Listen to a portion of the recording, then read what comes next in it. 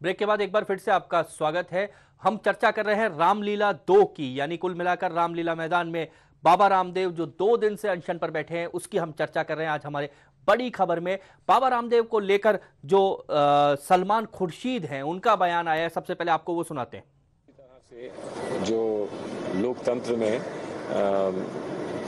अलग अलग लोगों के अपने विचार होते हैं या अपनी अलग अलग निष्ठा होती है, उसका प्रदर्शन भी समय समय पर लोकतंत्र में होता है। तो देखा आपने, सलमान खुर्शीद कह रहे हैं अपना अपना विचार है। उधर मुख्तार अब्बास नकवी उन्होंने भी प्रतिक्रिया दी है।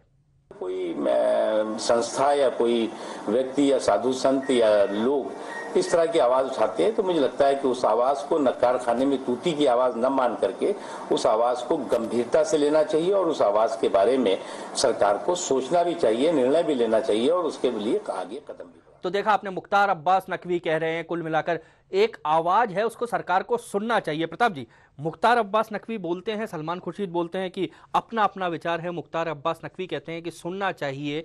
भाजपा कहीं ना कहीं बाबा रामदेव जब आंदोलन करते हैं, अन्ना आंदोलन करते हैं, पीछे से एक उनका कहीं ना कहीं समर्थन की या तो बयान आते रहते हैं और कांग्रेस को एक मौका मिल जाता है कि बीजेपी का हाथ है, बीजेपी के लोग हैं। वैसे भी पिछले 1.5-2 साल से जब से बाबा रामदेव इस आंदोलन को लेकर सक्रिय हुए हैं, निश्चित तौर पे आशीष बीजेपी का बैकग्राउंड सपोर्ट दिखाई देता है।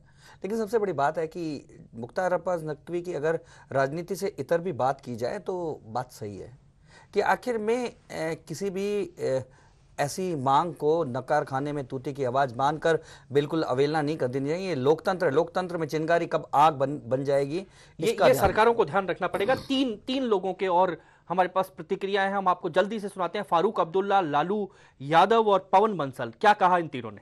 आरोप बेबुनियादी है। अगर वो ये आरोप लगा रहे हैं एक एक शक्ल में, इन एनी फॉर्म, कहाँ भी करप्शन कैसे हो सकती है उसको दूर करने का सरकार हर संभव कदम उनके लिए उठा रही है। अपना नेता बनना चाहते हैं लोग, से नेता बताओ, छोड़ के राजनीति आओ। नेता मैदान में आने दो ना, मैदान में आकर ही पता लगता है कि सूरमा कितना आगे चलने वाला है। मैदान में आने दो, पता लगेगा कि कितने रत्ती है और कितना माशा है।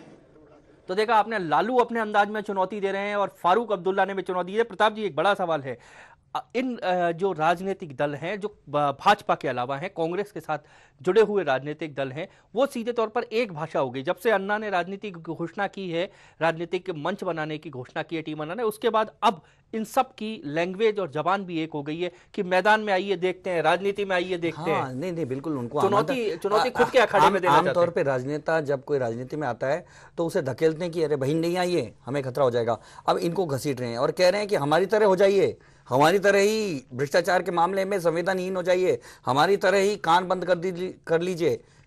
कुल मिलाकर जो ये आंदोलन चल रहा है बाबा का और अन्ना का, इस आंदोलन को लेकर राजनेता सबसे ज्यादा घबराए हुए हैं क्योंकि सबसे ज्यादा निशाने पर वही है। क्योंकि कहा जाता है कि गंगोत्री से ही गंगा बहती है, तो भ्रष्टाचार भी कहीं ना कहीं राजनेताओं के हाथों से निकल कर आता है और सबसे ज्यादा घबराहट राजनेताओं में है और इसलिए इन राजनीति में घसीटने की कोशिश हो रही है और बार बार कहा जा रहा है। लेकिन आशीष, जो अन्ना का आंदोलन हो चाहे बाबा का ये कृष्ण लीला हो, ये अब इस देश में रुकने वाली नहीं है। आग लग चुकी है, चिंगारी जल चुकी है।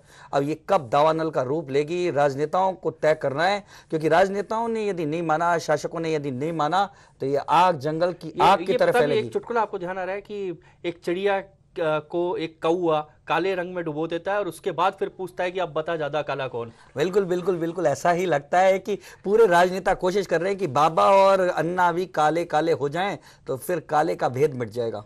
तो कहीं ना कहीं कुल मिलाकर कांग्रेस से जुड़े जो दल हैं वो एक चुनौती बाबा रामदेव को भी दे रहे हैं और अन्ना को भी बार बार दे रहे हैं कि मैदान में आइए, राजनीति के मैदान में आइए। बहरहाल आने वाला वक्त क्या मोड़ लेगा ये तो भविष्य के गर्भ में है। लेकिन जो आज बाबा रामदेव के उपवास का दूसरा दिन था, आज उनके और पिछला जो उनका उपवास जब जून में हमने देखा था, तो ये तो तय है कि तेवर कुछ बदले हैं, कहानी बहुत कुछ पीछे है जो आने वाले वक्त में सामने आएगी। बड़ी खबर में आज इतना ही। दीजिए पूरी टीम को इजाजत। नमस्कार।